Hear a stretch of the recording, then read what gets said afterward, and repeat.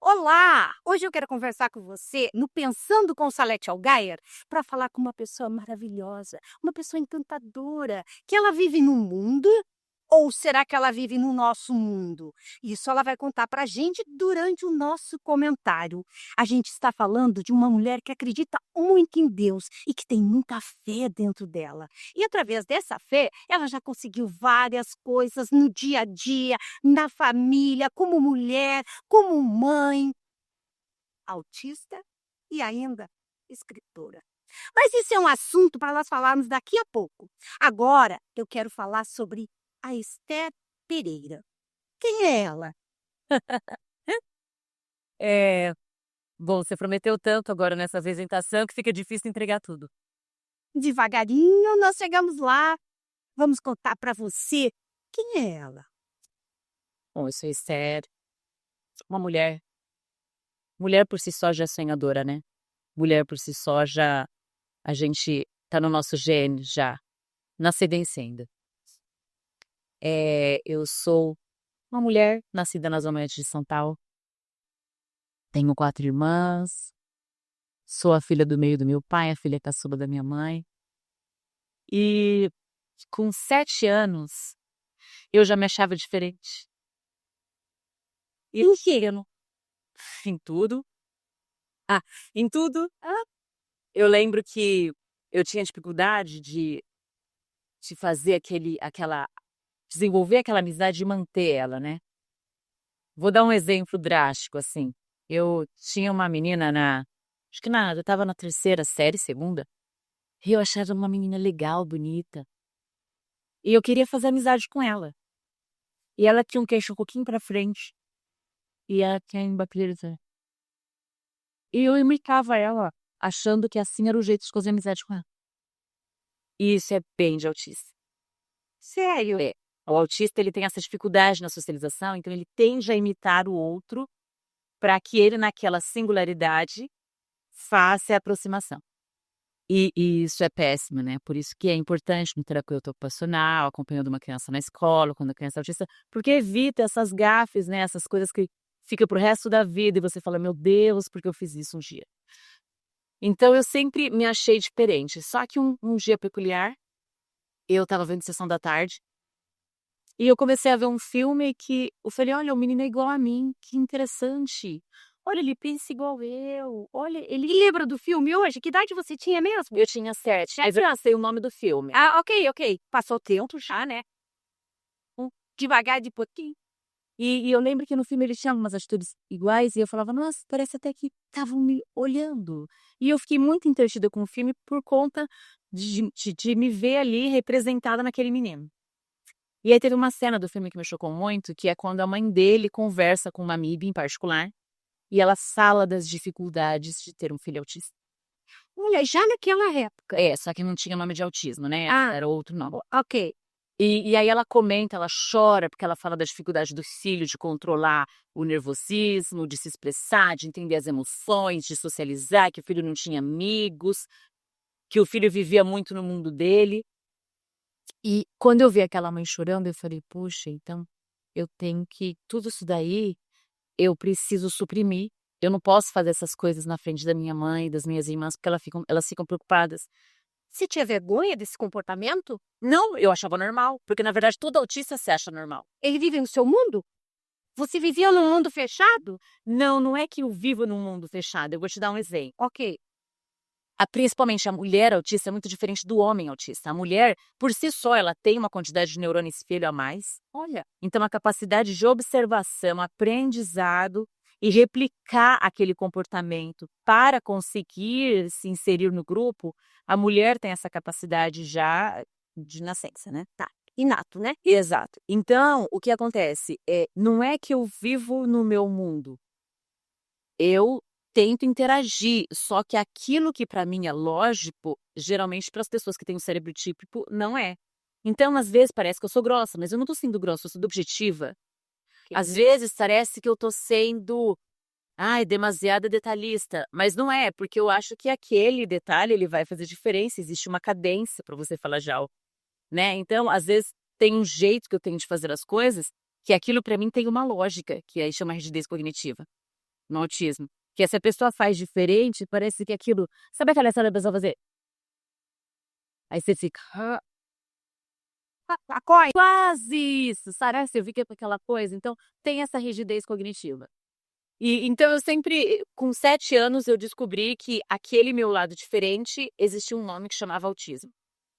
E com isso eu acredito que eu forcei um pouco mais o mascaramento, que chama, que é o mascaramento no autismo, né? Então, tem dias que você não tem condição de socializar, mas você força, né, aquela socialização, aquela interação, aquilo te consome. Olha. É como se você absorvesse muito mais daquilo que o olho consegue ver.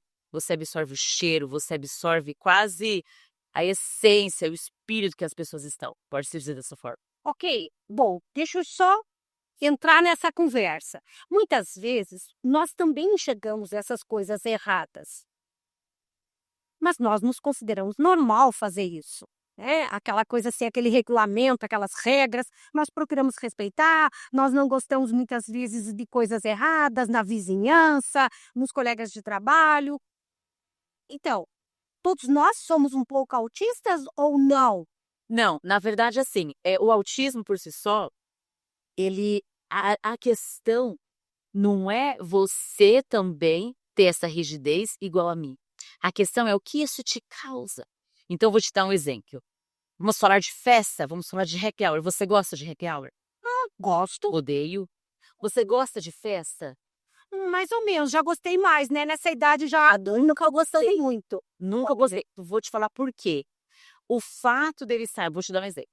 Eu vou para um happy hour. É horrível, é esmagador. Porque no happy hour, do que se fala no happy hour? De amenidade? Né? De coisas que você não prevê, de coisas que você não calcula. Quer dizer, você sai do teu ritmo. Sai da... Eu te corto. Seria a zona de conforto, mas não é que a zona de conforto, é previsibilidade. O autista, ele precisa da previsibilidade. Então, no ambiente de trabalho, você tem horário para entrar, aí você tem horário de almoço, você tem horário para sair. Existe aquela coisa ali já meio padrão. Você não vai ficar falando muito da sua vida, porque isso é mal visto, né, no horário de trabalho. Então, você tem que focar, isso é ótimo, adoro isso, porque não perde muito tempo. Ok, agora no happy hour, quem vai falar de trabalho? No happy hour, você vai falar da Amor de chefe. Eu tô te tirando da tua zona de conforto, do caminho. Não, mas aí, por exemplo, são situações... Daqui a pouco eu tô tirando a Esther do ninho dela. Não, mas a questão é essa de previsibilidade. Por exemplo, eu dormi bem essa noite? Claro que não. Claro que não. Levantei meia-noite, fiquei acordada até as 3h30, porque eu tô pensando na Salete. Tá entendendo? Tô. Tem aquela coisa ali daquela... Você tinha que tirar a parte. Sim, exato, né? Então, eu ficava aquela coisa... Tá entendendo a diferença? Entendo. Você, tudo bem que é a sua profissão, mas pra você é mais um dia. Não, mas foi especial, né? Pra mim tá sendo especial. Oh, gente, como que não vai ser especial falar com uma pessoa assim, tão maravilhosa, essa mulher? E outra com toda essa fé. Ô, Esther, vamos falar um pouquinho então desse livro maravilhoso? Já falamos um pouquinho sobre autismo, que, sabe, as pessoas falam muito sobre autismo. Eu tenho várias pessoas que eu gosto muito de acompanhar elas pelas minhas redes sociais. Eu amo de paixão, sabe? Eu gosto muito de ver essas pessoas. Mas eu quero contar para vocês que a Esther, ela também é escritora, como eu iniciei a conversa hoje. Do colo de Deus para o meu ventre. Que tema interessante. Que título interessante para um livro. Por quê? Por que do colo de Deus para o ventre? Aonde você achou essa frase? Conta para mim. Foi lá no fundo do baú, aqui? Né, na verdade, assim, eu não podia ter filhos, né? Olha. Não posso, entre aspas. Eu tenho endometriose, eu tive uns 3 médicos já que me falaram, né, que eu não poderia ter filhos. Então, quando eu conheci meu esposo, antes de casar com ele, já avisei ele, falei, bom, você já tem filhos, ótimo, porque eu não posso ter. Então, eu já tinha aceitado. Tava tudo bem, né? Tem gente que pode engravidar, tem gente que não pode, ok. Eu já estava grata com tudo que Deus tinha feito na minha vida. E de repente, com 5 meses de casada, vem essa surpresa maravilhosa, de um jeito mais maravilhoso ainda. Né? Eu simplesmente estava dormindo, eu morava num sítio, então eu dormia muito cedo. Então a gente ia dormir às 9 horas. Quando foi meia-noite, de repente eu acordei e eu escutei assim: você está grávida. Olha, assim. E eu acordei e fiquei aquilo. Falei, ai meu Deus do céu, tô chegando nos 40. Tem mulher que tem gravidez psicológica. Falei, ai meu Deus, não acredito que eu tô passando por isso. E, enfim, no dia seguinte pedi pro meu esposo comprar o remédio. Eu não tava com a menstruação atrasada. Eu tava com aquele chip da beleza. Uma eu coloquei que não adiantou nada, gente. Por que a pele ficava linda, que emagrecia, maravilhoso. Não adiantou nada. Graças a Deus, né? Porque ele também tinha anticoncepção oral injetado. O médico, inclusive, excomungou, falou que se eu tinha 1% de chance de engravidar com inseminação artificial, eu tinha acabado com ela. Só uma janelinha aí, Esther, aí. Como que é o nome do teu esposo? Daniel. E quando o Daniel conheceu a Esther, vou voltar um pouquinho só, já que você falou nele também, né? E aí a gente não pode pular essas etapas, porque penso eu que seja interessante. Se uma pessoa, ele é normal? Tipo assim, eu tô te chamando de anormal? Ou será que ele é anormal e você é anormal?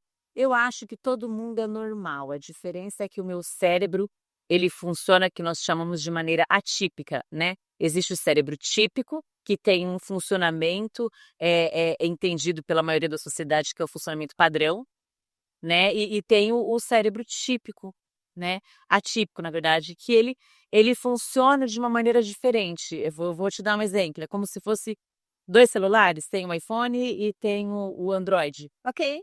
Os 2 ligam, falam, tem WhatsApp, os 2 vão ter câmera, vão tirar foto, vão fazer tudo igual. Só que um tem o iOS e o outro tem o Android. Então, são sistemas operacionais diferentes, vou colocar dessa forma, Ok. para dar para entender mais ou menos.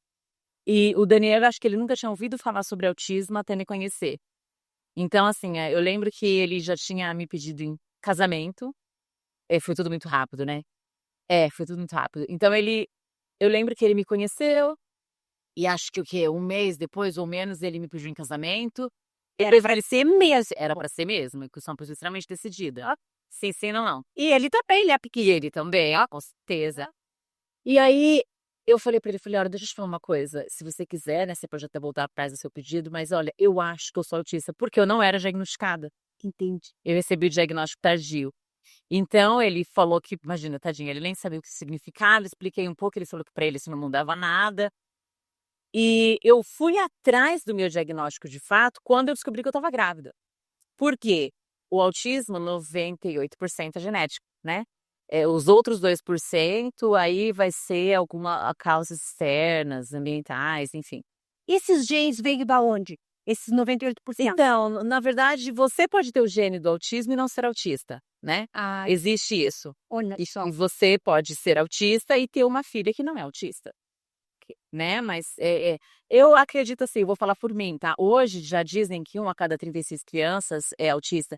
Eu vou muito além, tá? Eu acho que em níveis de suportes diferentes, eu acredito que 1/4, 1/3 da população seja autista. A diferença é que muitas pessoas não admitem, não querem ir atrás, e a gente tem que respeitar, porque cada um tem o seu momento e a sua particularidade de como lidar com isso. Né, eu acho que é uma questão de autoconhecimento, e eu sou uma pessoa assim que eu acho que o autoconhecimento ele é libertador para quem tem e para quem está em volta, né? Porque você só consegue, Cristo falou, né? Ama o teu próximo como a ti mesmo. Ok. Você só ama o próximo se você ama você. É porque o anterior já passou, né? O anterior? Autistas. Tem razão, tá vendo? Eu acho que eu vou ter que buscar Tem esse o delay. diagnóstico. Não, Então, do meu lado, olha, eu sei. tem delay. Tá uma lentidão, mas você entender. Que lindo. E aí? E aí, o que acontece? Eu não podia ter filhos. Então, assim, veio a Radassa, que era um presente, tem um adolescente cheio. Olha o nome. Radassa. Por que esse nome dessa menina linda? Que data ela tá aí? Tá com 4, vai fazer 5 esse ano. Gente. A Radassa. chegou a Radassa. Então, Mas qual foi aqueles 9 meses de gestação? então, não foram 9, foram menos de 7, porque ela nasceu com 29 semanas. Olha. Foi assim, completou 7 e nasceu. Bom, rapidinho já. Não, foi assim, o que acontece? A Radassa, ela nasceu prematura, né? Ela foi difícil, eu tive um problema, eu tive um leve sangramento, teria que fazer uma cesárea de urgência. Quando foi ver, 30% da minha placenta já estava necrosada. Então, a Radassa, ela se desenvolveu ali com uma quantidade de oxigênio menor do que ela precisava. Ela nasceu com 36 centímetros, 1,10 kg, fico 49 dias na UTI. Mas ela comprida, 36 centímetros? Não é pequenininha, Ah, é? é pequena. Ai. Geralmente a criança nasce com 50 centímetros. Ela é pequenininha. É. E Ai, um pacotinho. né, um pacotinho de amor do céu. E pra mim, assim, qual foi a minha ideia? Eu não tinha intenção de publicar o livro. Eu comecei a escrever porque você é mãe, você sabe, a mulher na gestação ela é romântica com a criança, né. E aí ela fica sensível, ela fica romântica, é aquele poço de romantismo. Quando a criança nasce, o foco da mulher muda, né, é igual instinto animal. Você quer alimentar, você quer proteger, você quer educar. Então, você fica naquele romantismo quando a criança dorme, você fala: "Ai, que coisa linda". E a criança acaba não vivendo isso nessa primeira infância. A Radassa, se perguntar pra ela hoje quem é a pessoa mais brava que ela conhece, ela fala: "Minha mãe". Olha só, você é radical com ela? Não, não sou radical, mas tem que tomar banho, tem que lavar a cabeça, tudo coisa que ela não quer, né, tem que comer, ela também tem uma dificuldade, assim, ela come pouquinho, então tem que ficar o tempo todo ali dando corda, e ela não gosta disso, né, ela Ela vive num mundo dela? ela não tem o diagnóstico fechado ainda, ela tá diagnóstico investigativo, né. Ok. Então, mas ela tem muitas características, né, de um cérebro atípico, então ainda está num processo de investigação. E aí o que acontece? Quando eu fiquei grávida, eu tinha essa noção porque as minhas irmãs mais velhas tiveram filhos e eu lembrava delas grávidas, tá, e depois lembrava delas como mãe. E eu falava: "Poxa vida, da gravidez da minha mãe também eu não sei nada, eu só sei que minha mãe, quase teve que amputar a perna, que ela engordou muito, que ela queria um menino, e a parte romântica, isso que eu tô sentindo, da criança mexer?". E aí eu quis escrever isso pra Radassa. Entendi. E daí nasceu o livro, porque eu queria que ela sentisse aquela emoção que eu sentia grávida dela. Então eu escrevi o livro grávida. E aí, conta pra mim então, o que que traz nesses capítulos aqui do livro? O que que encanta a gente aqui? Bom, Mamãe sempre sentiu muita presença de Deus com os seus produzidos pelos instrumentos de cordas. Eu amo cordas. O que que é isso, Esther? é porque eu escutei a gestação grávida da Radassa, eu voltei a estudar música, que eu já tinha estudado anteriormente. Eu voltei a estudar música, aí veio Você tirou um aqui pra você. na verdade, assim, foi consciente mesmo, porque a música erudita, ela também ela ajuda no desenvolvimento, né, ela é maravilhosa, assim, para todas as nossas células, né, aquela frequência, a frequência sonora faz milagre. Então, conscientemente, eu quis, voltar a estudar isso para ajudar também no desenvolvimento dela. E eu ouvia muita música erudita, e eu amo cordas, então eu amo Bach. É maravilhoso e eu falo tudo isso para ela, né, tudo isso que com ela então a presença de Deus foi diferente, o meu buscar a Deus foi diferente, tudo foi diferente, e eu queria que ela sentisse isso. Porque por mais que eu fale agora, não é igual eu falei quando eu escrevi. Tanto que quando eu leio o livro, quando eu li o livro, eu sinto aquilo de novo. Então para mim foi especial, eu queria que ela sentisse isso. Então eu parei, de repente, de escrever o livro, porque ela nasceu de 29 semanas, né, nasceu antes do previsto, e eu só voltei a escrever ano passado, quando eu fui fazer a festa dela, os preparativos para a festa de 4 anos, e eu achei os arquivos, eu falei: "Meu Deus, eu não terminei esse livro". Daqui a pouco ela faz 15 anos, eu não entreguei ainda. Aí eu entrei em contato com uma editora, que é a IP das Letras, fui cotar com eles uma unidade só, falei só para ela, ou 5, o mínimo, e eles me retornaram falando: "Escuta, você terminou o livro?".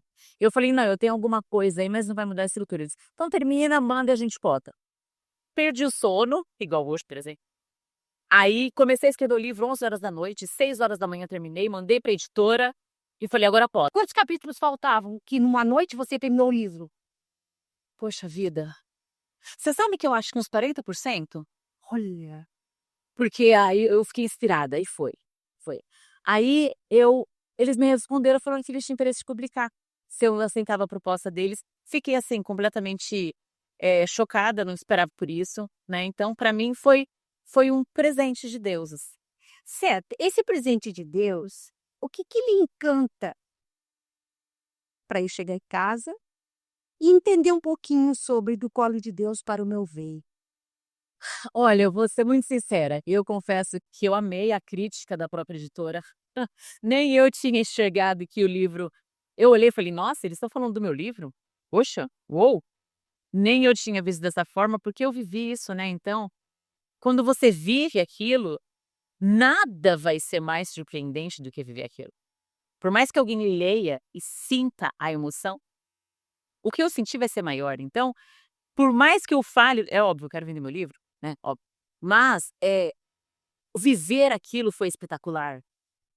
Então eu acredito que talvez, né, a pessoa lendo o livro, o leitor ele vai conseguir, acredito eu, sentir um pouquinho do que eu senti, seja da emoção, seja da gratidão a Deus, seja da fé na resposta, né. A Radassa ela pegou, acho que ela foi uma das únicas crianças, pelo menos que eu conheço, que eu soube, que pegou covid dentro de uma incubadora, dentro da UTI, com 10 dias de nascida, né. E eu peguei covid, meu esposo então se não bastasse tudo, minha filha com 10 dias de nascida, pegou covid, eu fiquei 11 dias sem vê-la. Quando eu fui ver minha filha, ela já tinha o dobro de vida de quando eu do pouquinho que eu Porque conheci, sai né. rápido, né? É. Então, assim, foi muita coisa, né. E faltava acrescentar tudo isso no livro, porque eu não escrevi nada depois que ela nasceu.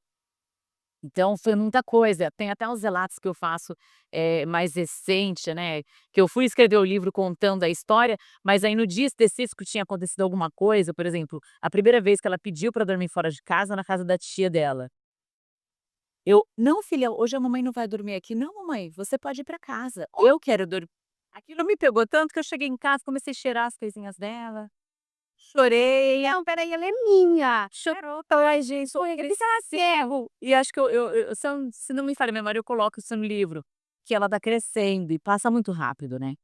Então assim, passa rápido demais. Eu quis escrever o livro com ela, falei: "Eu tenho que terminar esse livro, tenho que terminar". Então eu acho que talvez, é muito provável que quem lê vai sentir isso e é de verdade. E eu acho que no mundo que a gente está hoje, as pessoas têm muito medo, eu sei que não tem muito a ver com o assunto, mas de inteligência artificial. Gente, a essência humana é a essência humana. É, tá aqui. Eu sempre digo assim, ó, dificilmente uma pessoa pode ser copiada, né. Você pode fazer as mesmas atividades que eu faço, eu posso fazer as mesmas atividades que a Esther faz, porém eu não consigo copiar a Esther. A Esther não consegue me copiar, porque cada uma tem uma peculiaridade. Eu acho maravilhoso você falar isso, porque eu li outro dia, olha que interessante, se eu comer uma maçã e você morder a mesma maçã, o sabor cientificamente comprovado, o sabor que eu senti não é igual ao sabor que você sentiu, né. A coisas muito mais simples, se eu passar um perfume na minha pele vai ter um cheiro, na sua vai ter outro. Então, essa sensação, essa essência humana, o que que faz do ser humano diferente? Que é isso que as pessoas não podem perder, né. As pessoas estão atribuindo a inteligência e eu sou formada em engenharia da computação, Sim. adoro tecnologia, adoro tudo isso, mas é para quê? É para fazer aquela coisa mecânica que não precisa da minha essência. Porque o que se você colocar no chat ChatGPT, hoje em dia tem pessoas que fazem livros pela inteligência artificial. Verdade. Por mais que, nossa, a inteligência artificial fala muito bem, porque ela é treinada para o ser humano, mas não é o ser humano. Então, assim, a essência, o divino colocou em nós o espírito dele, né. Você pode treinar, mas não vai ser igual. Agora que você fala assim, ó, sabe, Deus criou tudo, Deus cria tudo, Deus gerou tudo, a igreja é gerada por Deus em Cristo Jesus. E o único poder de gerar além do divino, Deus concedeu à mulher e a todas as fêmeas. Que bondade do Senhor conosco, que honra Deus nos concedeu. Esse teu amor a Deus, essa tua fé, ela começou quando? É interessantíssimo você ler exatamente essa parte, por quê? Abri o livro como abri antes, e aqui estou vendo também fotos maravilhosas que vocês vão ver, vão conhecer o Daniel, vão conhecer a Radassa, vocês vão ver, tá aqui dentro do livro, inclusive os pezinhos da Radassa aqui. Gente, que coisa mais linda, a paz de Deus, minha filha. Conta, onde Olha começou a só, tua fé? na verdade, assim, não dá para falar de mim sem falar da minha própria fé, né, porque desde pequena faz parte de mim. É lógico, eu tive uma criação, mas eu acho que por mais que você tem que dar a base, mas cada um segue a própria essência. Então isso faz parte de mim, né. Mas o interessante que eu falo aí, principalmente por quê? até ficar grávida, eu cresci a vida inteira falando: "Por que que eu não vim homem?". Olha. É, porque esse homem é mais fácil, porque a mulher sofre. Então, assim, eu sempre Mulher chamocinha, homem não. tudo, tudo. Eu só via a desvantagem de ser mulher. Ah, E eu inclusive eu orava falando isso para Deus. "Poxa vida, Deus, por quê? Porque a mulher sofre, a gente", né, tudo aquilo que a gente sabe que é do sofrimento feminino, não tem no masculino, né. E grávida da Radassa, isso mudou completamente. Foi a primeira vez na vida, que foi depois que eu engravidei, que eu orei e falei: "Senhor, graças te dou por ter vindo para essa terra mulher. que lindo, né? Que fabuloso é ser mulher". Então, eu descobri o fantástico que é ser mulher depois que eu fiquei grávida. Porque você realmente conceber dentro de si a vida é algo magnânimo.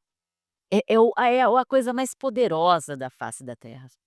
"Ah, mas também é possível, fazer proveta e ali", não, assim, não estou desmerecendo nada, né, a própria maternidade por si só, eu até falo, eu tenho filhos do meu coração, meu esposo, eu ganhei o pacote completo, né, hambúrguer, o lanche, a batata frita e o refrigerante.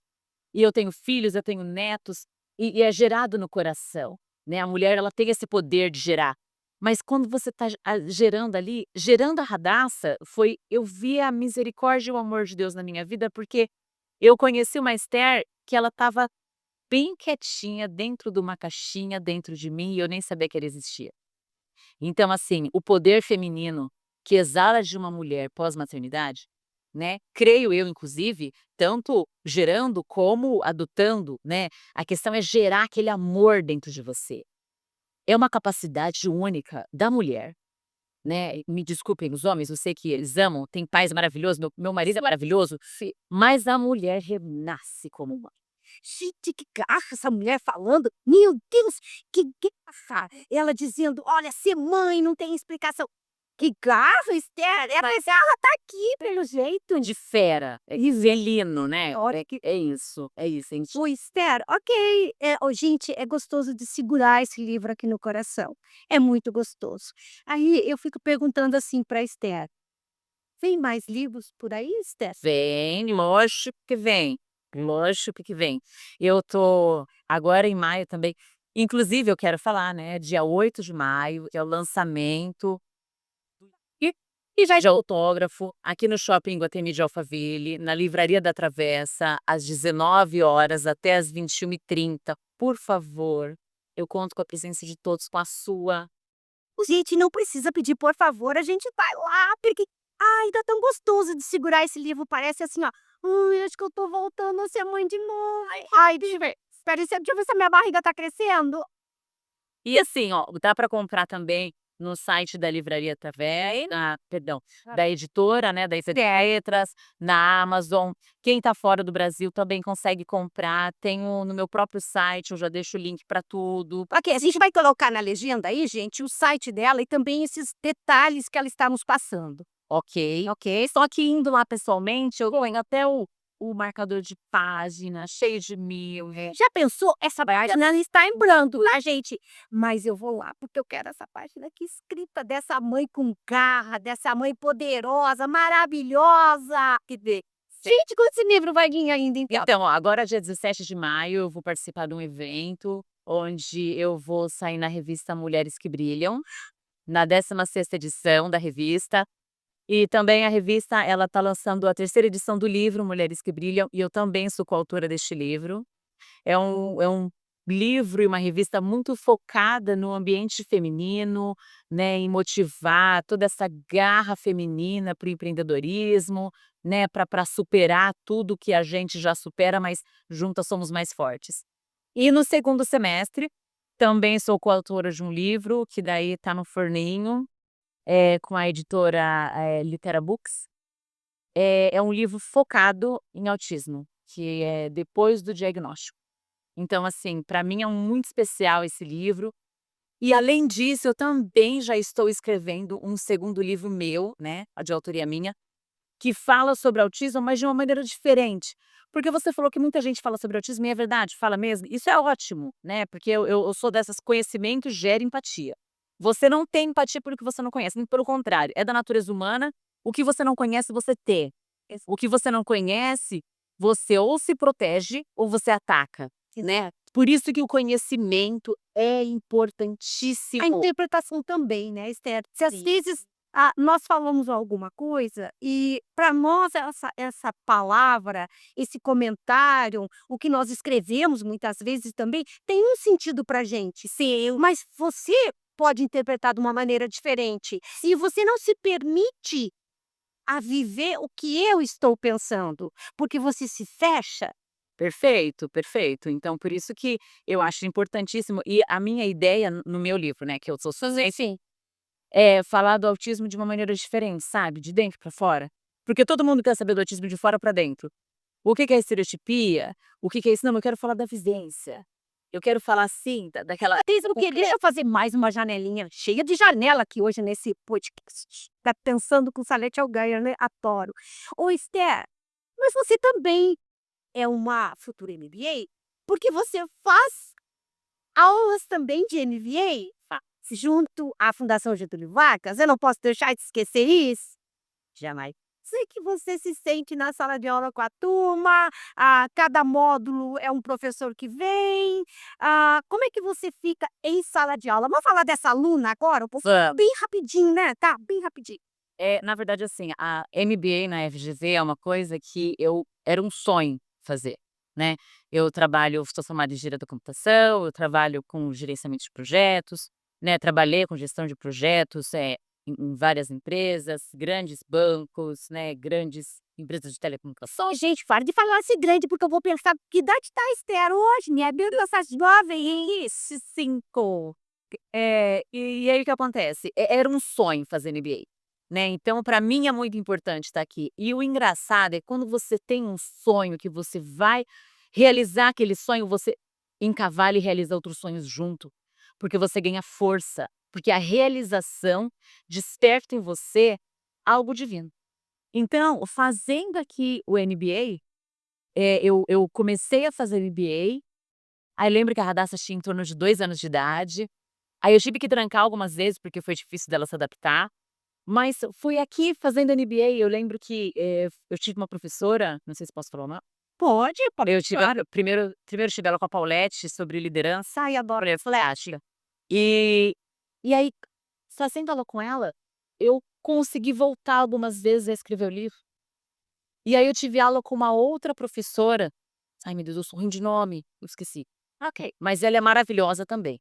E fazendo aula com ela, eu tive coragem de pegar e eu estava mexendo com as coisas da Radassa para o aniversário, mandar para a editora. Então, esses gatilhos, eu tive muitos gatilhos nas aulas. Porque são professores fantásticos mesmo, que eles despertam em você. Então, tinha vezes que eu tinha aquele insight, eu falava, era na aula que eu tinha insight. Tanto que eu até comentei com a professora que a aula dela era tão gostosa que quando eu saía daqui eu tinha dificuldade de dormir, porque eu ficava muito acelerada. Então, assim, é fantástico, é maravilhoso, vale a pena, entendeu? Por mim, eu queria ter tempo para fazer mais uns 3 no mínimo, Que delícia. entendeu? Porque vale a pena, é muito bom. É. É muito bom, tem conteúdo. Conhecimento ninguém que tire. Eu sempre digo assim, às vezes nossos alunos saem, eu falo para eles assim, cada disciplina é um momento novo na tua vida. É verdade. Cada aula você sai com um pensamento diferente. E você veio a complementar isso dizendo que você saía da sala de aula e vinham os gatilhos. Sim, que bons, né, bons gatilhos, né. Isso. Elas, claro que tem, às vezes, tem algum ponto negativo. Não, mas o interessante é isso. Ai, não, o interessante é isso, é que eram sempre positivos, por quê? A didática faz diferença, né. A maneira como que você apresenta um assunto, parece até jargão de venda, mas não é, não tô ganhando nada, gente, não tô brincando não. É de verdade mesmo, que quando você vê uma dificuldade, você pode ver como dificuldade ou oportunidade. Então a maneira que aquilo é apresentado até te ensina a olhar de uma forma diferente. Né, então por isso que eu digo que eu tinha bons insights e vinha aí muito mais do que insight, pensamento, ideia, vinha a iniciativa, né, vinha o fazer, né, porque a ideia é fantástica, mas se você também só fica nela, é frustrante. Tem que colocar em prática, né? Você, pô. Gente, olha só, não esquece de acompanhar a gente aqui no nosso podcast e acompanhar a vida da Esther. Esse é o primeiro de muitos que virão, que nós vamos contar para você. Esther, quer finalizar esse bate-papo, né? Sobre você, sobre o MBA, sobre a escritora, sobre a mulher, sobre a mãe. Olha, eu quero finalizar te agradecendo. Ah, imagina. Não, é sério, porque, a Salete, você não tô querendo jogar confete não, que autista também tem essa dificuldade, tá, ele é espontâneo, a gente não tem obra fazer aquilo, não, a gente não tem não. É verdade, eu achei que é seco. É, isso me deixa bem nervosa. É. Mas assim, eu quero te agradecer porque antes de eu ter um retorno da editora, quando eu tinha mandado, que eu comentei do livro, você já me chamou, isso foi ano passado, que você falou: "Vamos fazer uma entrevista, vamos, eu faço questão". E isso motiva, sabe, porque isso é E eu lembro que ela disse assim pra mim: "Ah, Salete, não tem Instagram, não tem site". Gente, mas em 15 dias essa mulher fez tudo. Tem muita gente que demora e fica remando, remando, remando no mesmo lugar. A dona Esther fez assim, ó, explodiu essa mulher. então eu quero te agradecer por essa oportunidade, quero te agradecer pelo apoio, por esse sorriso, quem você é. Obrigada de coração. É linda. Obrigada mesmo. Eu também agradeço. Conto com você, hein, dia 8 de maio. Isso aí. E eu conto com todos vocês que estão nos Ô, vendo, tá? Vem, vem. vem gente, vai ser legal.